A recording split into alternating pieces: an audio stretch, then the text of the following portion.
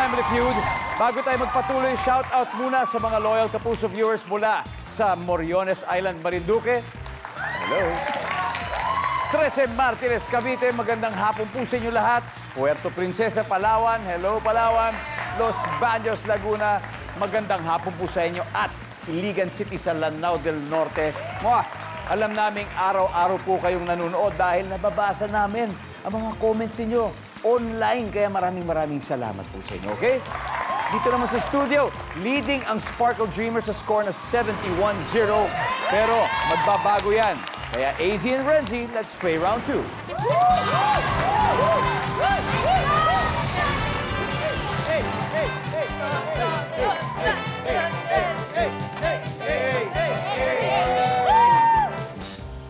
Okay, top 6 answers are on the board. Sa birthday party, nalimutan ng lola ang kanyang pustiso.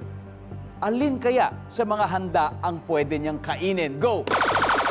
Renzi. Aroy! AZ? Sa birthday party, yung lola mo nakalimutan niya yung pustiso. So, ano kaya sa mga handa sa birthday party ang pwede niyang kainin, AZ? Spaghetti? Spaghetti! Yes! Pass or play, AZ? Let's go, AZ. Let's go. Sparkle Dreamers. Liana. Okay, Liana.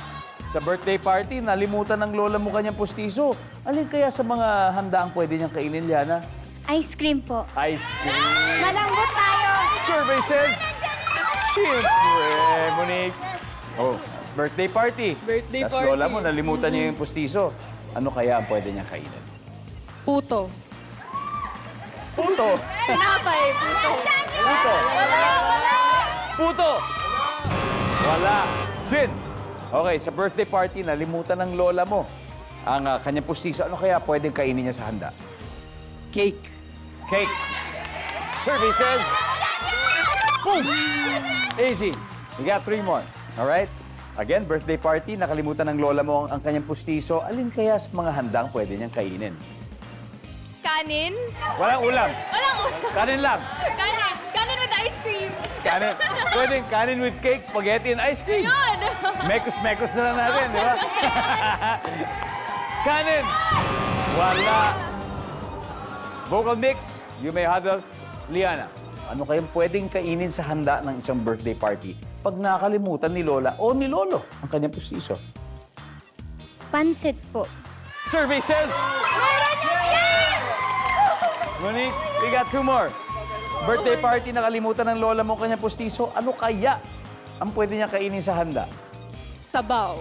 Ano kaya? Chicken broth, beef, any? Sopas lang alam ko. Ay, sopas. Ay, hindi. Oh, masarap yun. Masarap yun. Ako, paborito rin yan ng, ng asawa ko na gawa ng kanyang lola.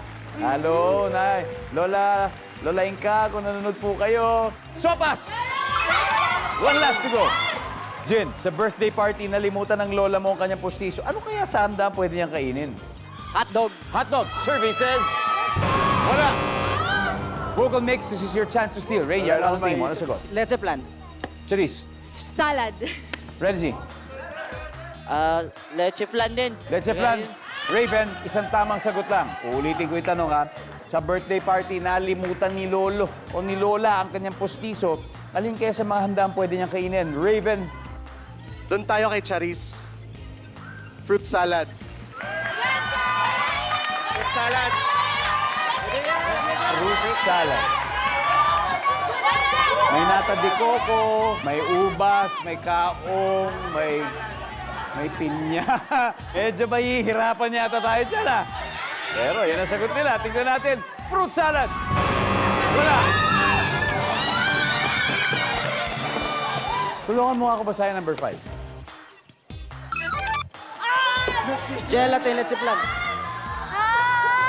Hashtag ginalingan na ng Sparkle Dreamers. May 149 points sila.